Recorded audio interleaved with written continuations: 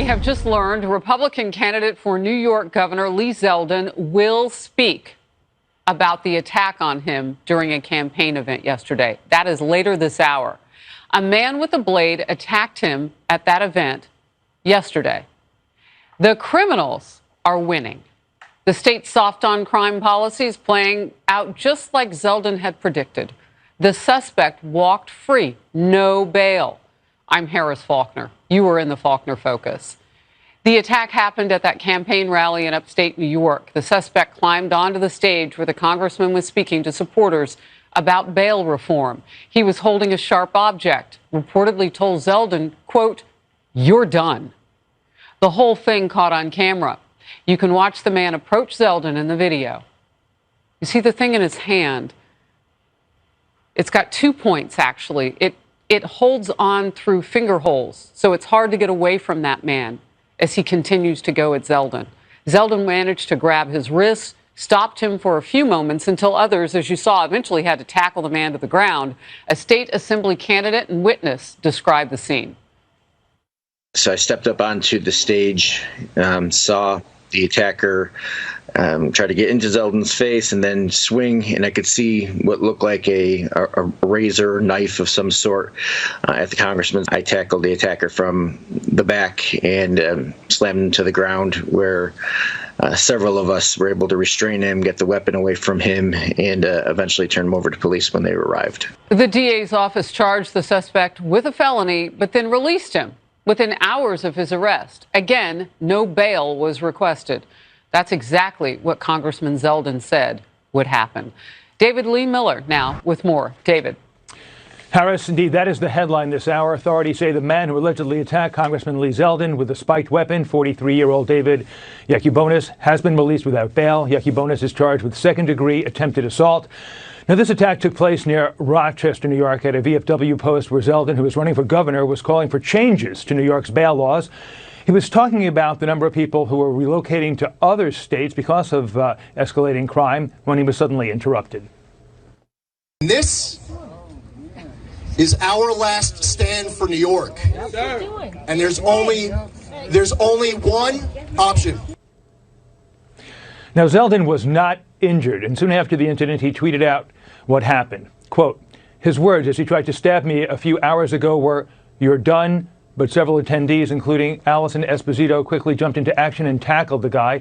Law enforcement on the scene within minutes. The attacker will likely be instantly released under New York's laws. Now, Zeldin predicted that would take place, and he was correct. As for the alleged attacker, he says he is an Iraq war veteran, but said nothing about a motive. A short time ago, a Zeldin spokesperson released a statement that said in part, quote, "It is terrible public policy that in the state of New York you can try to stab a sitting member of Congress or anyone else for that matter and be back out on the street not even 6 hours later." Zeldin's Democratic opponent, New York Governor Kathy Hochul, tweeted a statement that said in part, "I condemn this violent behavior in the strongest terms possible. It has no place in New York." And meanwhile, we're also hearing this morning from the head of New York's Republican Party. He is slated to hold a news conference in the next couple of hours. It is expected that at that time he is going to blast Kathy Hochul as well as other state Democrats for laws in the state that allowed Zeldin's alleged attacker to be released in his own recognizance. Meanwhile, former federal prosecutor Andrew McCarthy this morning says that this was more than a case of attempted assault. If they had called it attempted murder, I could understand that. Right. But this was not an attempted assault. This was a completed assault. According to McCarthy, because Zeldin is a U.S. congressman, there is the possibility of federal charges. We reached out to the U.S. attorney for this region of New York, and we've not heard back. Meanwhile, Zeldin's campaign bus tour scheduled to continue today. Yeah, in fact, David, he's speaking right now, and when those remarks wrap up, we've been told he is going to take 2 questions from reporters in the crowd, and that's when we'll be able to show everybody that news conference that he's giving up in Syracuse. Great to see you. Great reporting. Thank you. Founder of The Federalist now, and now editor-at-large for The Spectator, a Fox News contributor, Ben Domenech, is in focus, and we are glad to have him. Let's talk about how different this would be if this had been a situation where maybe the governor would see things differently. There was no gun involved here. Hochul's statement. I mean, usually we hear all about guns and blah, blah, blah, and all the stuff she's going to do. This is her opponent. Your take on all of it? My take, Harris, is that unfortunately we live in a moment in which the Democratic Party and the coalition of the left sees it in their interests to encourage the threat of violence, actual acts of violence, as in this case, and the threat of assault to impose a type of fear on their political opponents that I view as thoroughly unacceptable and un-American. This is not the way that we conduct our politics in America. It should not be the way we conduct our politics in America. And yet, going back to 5 years ago with the shooting of Steve Scalise, the attempt to murder Republican congressmen who were practicing for a baseball game, the more recent incidents involving the targeting of Supreme Court justices, where you have a host of media figures going out there and saying this is totally fine, and just the natural consequences of the decisions that they make and the way that they serve, and the general attitude on the part of the left that says that mob violence, that acts of arson, that acts of spraying graffiti and leveling all manner of threats are totally acceptable in our political discourse today. It is completely anathema to the way that we ought to conduct ourselves as American citizens. And when I see an incident like this, I can't help but imagine that if the letter after Lee Zeldin's name as a member of Congress was different, that the response from the media would be different, that the response from other politicians would be different. And it's simply the fact that he is a Republican and a conservative who is running for office in a state like New York that allows something like this to happen and for the violent attacker to walk free. There's so much to get to there. And, I pray that we don't have to watch any more of this. But I'm not convinced of it because it's coming all the way from the top. Yeah. And by the way, when it was a Democrat, a woman in a bathroom, when men followed her in there, all caught on camera, the president didn't agree with Kyrsten Sinema on his Build Back Better. And what did the president say? This is all politics. Mm-hmm. I mean, when it comes from the top, it's hard to imagine it won't continue. It absolutely is a situation where the top is being either silent on this or condoning it, or in their response to it just sort of saying, well, this is just the way things are now. And the thing that I think you just said there, Harris, that's so important for people to understand is that this is likely to get worse. As you see a Democratic coalition, a left coalition that is headed for a very difficult midterm, likely to see them swept out of office in so many different areas, I think you're only going to see more desperation. You're going to see more threats of violence or acts along these lines. And we need to be prepared for it, and campaigns should be prepared for it. And when people ask the question, why don't better people go into politics? Why don't, families and small business owners and the like run for office? This is what you now have to put up with. You have to put up with this because if you run for anything and you hold any beliefs of the right, you're going to be branded as a far-right extremist and someone who is an opponent of our republic. And that's something that I think is completely unacceptable, and it encourages acts along these lines. And we cannot afford to give people slaps on the wrist when it comes to standing up on a stage with a blade in hand, ready to stab a member of Congress. I mean, how far are we going to allow this to go? I don't want to know. I'm just so grateful that the assassination attempt on Justice Kavanaugh's life also was not brought to fruition. I mean, we're getting fortunate here, but luck runs out.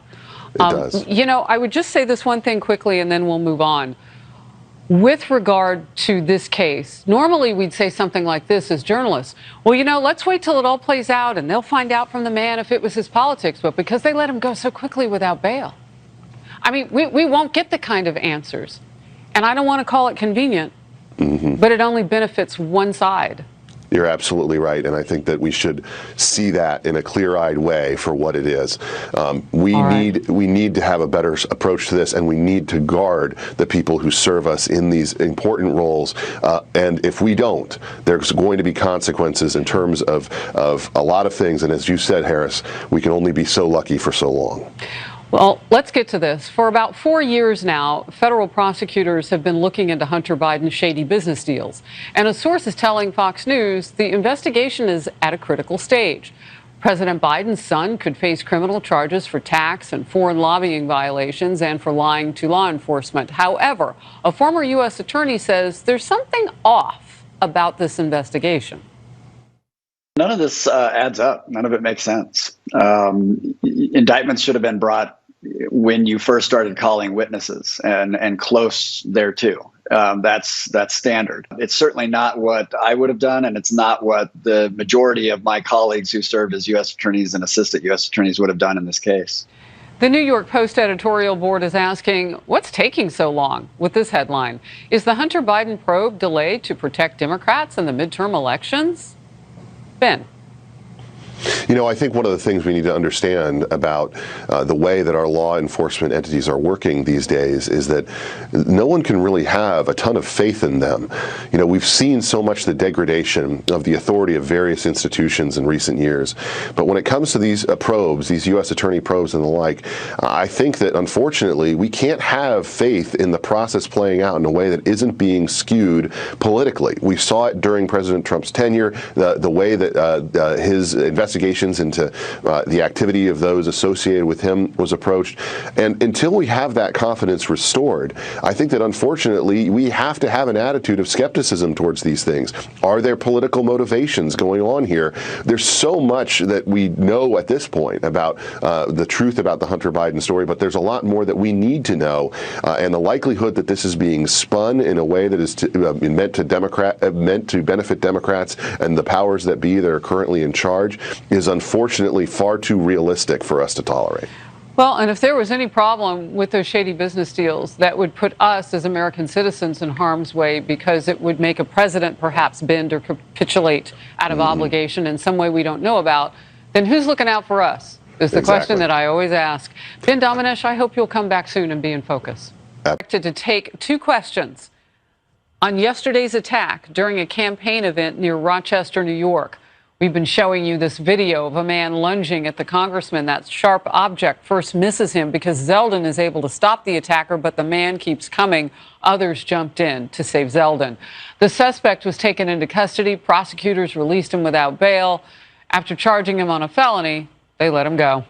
Zeldin, who is running for governor of New York, again expected to speak on the attack shortly. We will bring you that live when it happens.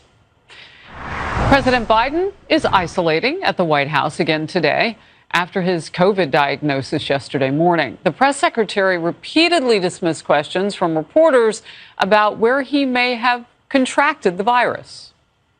I don't think that matters, right? I think what matters is we prepared for this moment. What I'm trying to say is the moment that we're in right now is what matters as we're talking about the president and his treatment and how he's feeling and how he's continuing to work on behalf of the American public. The president has mild symptoms. He's able to do the business of the American people from the residents, and that's what matters right now. Really? Are we going to get what matters about the president's health from her? Can't we get a doctor? Well, they had one for a bit. No surprise in all this, the political fallout coming in full force. Jackie Heinrich live at the White House. And one of the biggest questions is how he contracted it. You know, were they contact tracing? What are they doing? Is it too late in the game? Because, Jackie, let's face it, everybody who would be running the country was near him, including the vice president. Yeah, no kidding. We would love to be able to hear from the president's doctor. There was a big bone of contention, Harris, yesterday during the briefing, but we did just get a letter from the White House physician, Dr. Kevin O'Connor. Just a few notes off the top. The president's symptoms have improved, he says. Apparently, the president mounted a fever last night to 99.4 degrees, responded to Tylenol, and this morning his cough is now a loose cough, and his voice is slightly deeper this morning, but his pulse, blood pressure, and respiratory rate are all normal, and he's on room air. So overall, a picture of the president's symptoms improving. As of this morning, by the way, I want to note that we just moments ago got that letter from Dr. O'Connor. But as of this morning, Dr. Jha, the White House COVID response coordinator, was offered up to various networks to give an account, an update on the president's illness. And he talked a lot about how transparent this administration is, but he didn't have any new information. The last time he talked to the president was 10 o'clock the night before. Take a listen. But as of 10 p.m. last night, which is my last update, he was doing great. I'll check in with them this morning. I'll check in with him this morning, and I'll be happy to report back. The White House tweeted out a picture of the president signing the Formula Act wearing a mask. It was taken yesterday. We've not gotten any fresh view of the president today, and though the White House says we will hear from Biden's physician in daily written statements, we will not be able to question him ourselves. The administration's putting White House Press Secretary Karine Jean-Pierre and Dr. Jha up to that task. And yesterday, it really wasn't too helpful after they gave conflicting information about the timeline of the president's symptoms. Dr. O'Connor's letter said the symptoms began the night before, Wednesday night, with a runny nose, a dry cough, and fatigue. Dr. Jha said something else. I really think his symptoms, you could say, either began late last night or early this morning. My understanding is that those symptoms developed this morning, and he had a test as part of his regular testing cadence. Are you asking like within minutes of like when? I think late in the evening, he felt some amount of fatigue after a long day of travel. I don't know. Dr. Jha, very nice person, not the person we want to talk to about the president's condition right now. That is the feeling among the broader press corps. The timeline matters because it caused questions about whether the president should have isolated immediately at the onset of those symptoms rather than waiting until the next morning when he popped a positive on a routine test, Harris.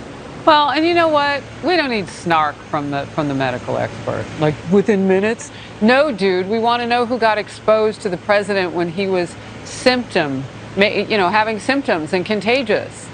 They run the country. I mean, come on. And Jackie. whether he's following CDC guidance to well, isolate. yeah, that the rest of us have to follow. Right. I don't know. Rules for them. None. Rules for us, a ton. Thank you, Jackie. Wall Street Journal columnist Jason Riley with his hot take and a very important point, actually.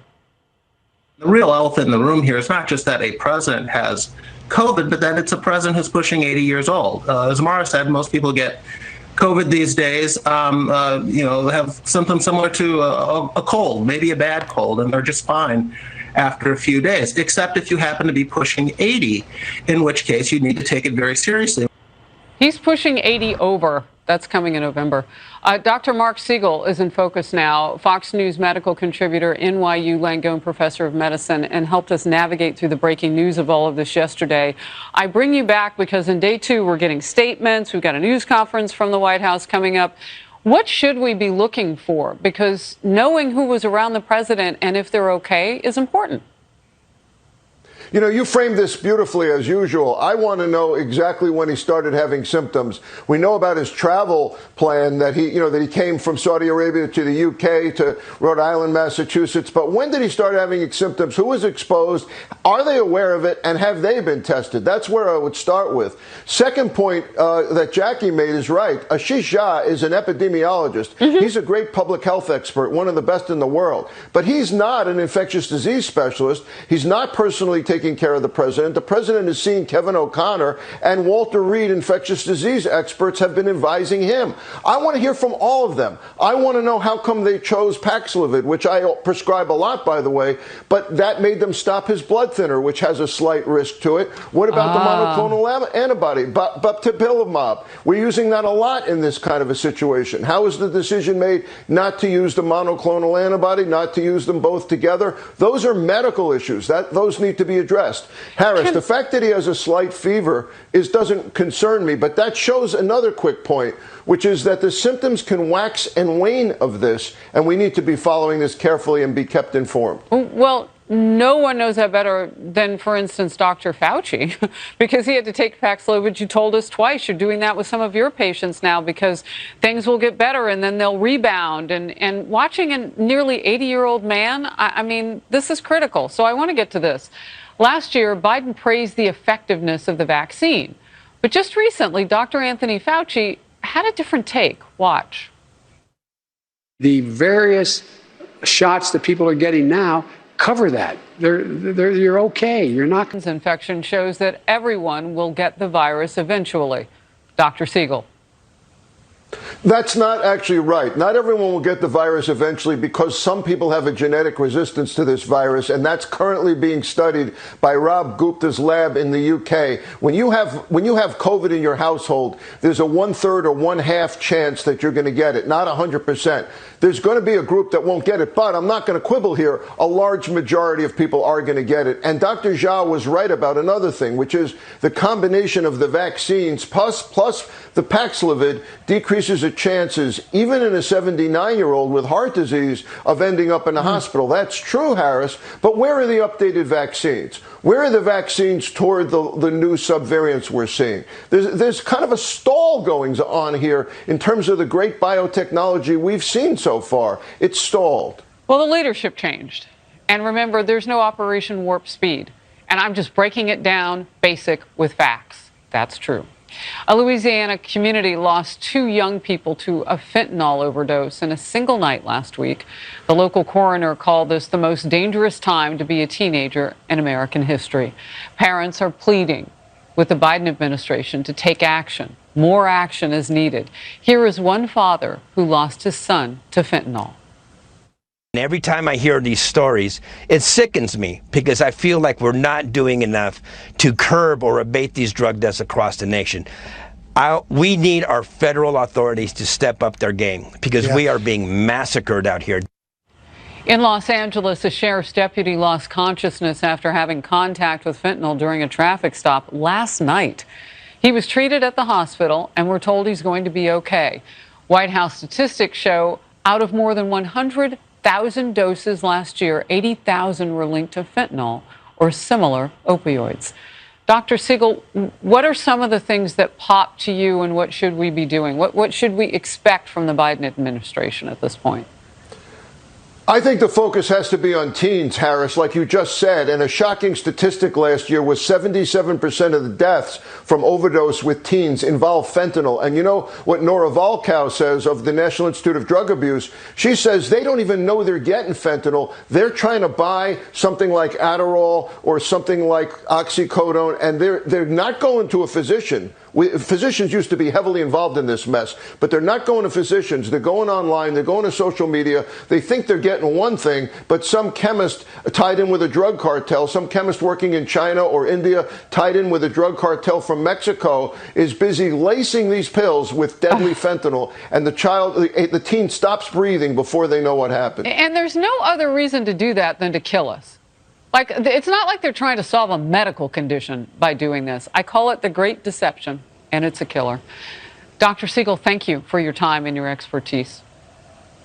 Thank you, Harris. Always great. Great to be with you. The media are praising President Biden's video explaining his COVID diagnosis, a big 180 from their coverage of President Trump's appearance after his diagnosis in 2020. Plus, Speaker Nancy Pelosi denies giving her husband any inside information for his controversial stock purchase of those computer chips. You know, right before they decided that they were going to spend a lot of money on computer chips in Congress. About that, but what we're seeing here, Jesse, is the same thing that I saw when I was in Congress, is this blatant corruption being exposed. Live via stream, talking about the attack against him yesterday. District Attorney Albert Bragg's office. And while we were there focusing on the Jose Alba case, what had also just happened was that 2 Mexican cartel drug smugglers had just been released on cashless bail after they were caught with $1.2 million worth of crystal meth. Now, the argument in favor of cashless bail is that you don't want somebody to stay locked up behind bars only because they can't afford a very small amount of bail. That's the argument that gets made by activists and advocates. I would offer you that if you are a Mexican cartel drug smuggler with $1.2 million worth of crystal meth and you don't set aside enough money, that's on you. You're a bad businessman, you're a bad drug dealer, you're a bad criminal. But those people should not have been released on cashless bail. 93-year-old Connie Torrey of Syracuse was murdered by somebody released on cashless bail. These stories are all across New York. Historic crime rate increases are not just coming out of New York City. We're seeing numbers coming out of Syracuse, seeing numbers coming out of Rochester. People want to feel safe on their streets. They want life in New York to be more affordable and filled with more opportunities. They want freedom. They want a government where they feel like they're in charge of their government. They want public servants who believe that public service is about serving the public, not being served by the public.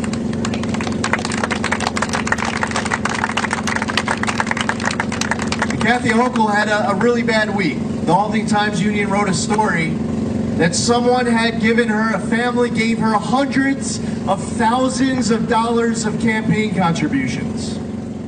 We are watching Congressman Lee Zeldin at his news conference, the first event that he is holding today since that attack on stage.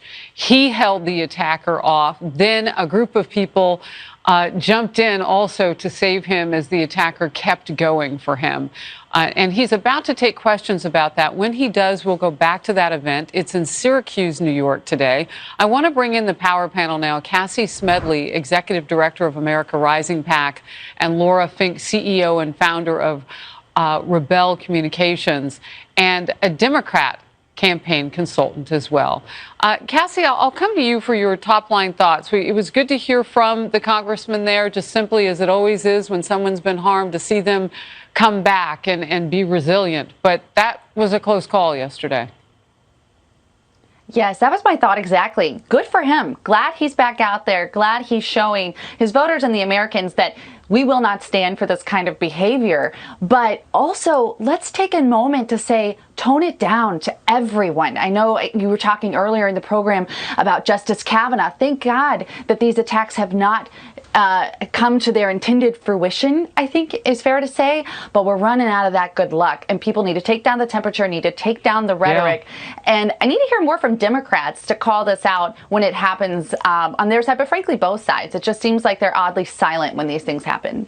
You know, Laura, I do want to talk with you about that. And we don't paint everybody with the same brush, but this brush paints all the way to the White House. And when Kavanaugh, our Justice, U.S. Supreme Court Justice, America's justices under threat, particularly during a time when we're seeing this type of behavior, and the president doesn't once comment on it, it does send a chill through the system.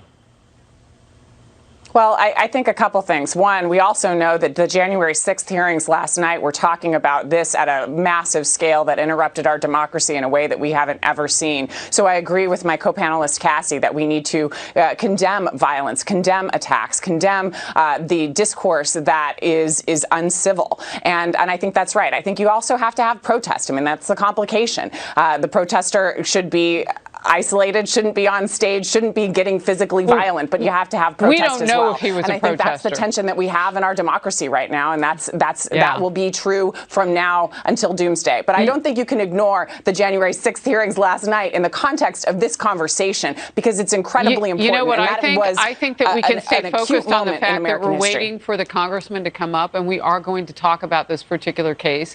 And I brought in the president of the United States because we have a new president. He's been there for 18 months. And if the tone were to address something that he thought was violence in the discourse, he's not doing it. And he's got perfect opportunities now, unfortunate ones, but perfect opportunities to speak up about that.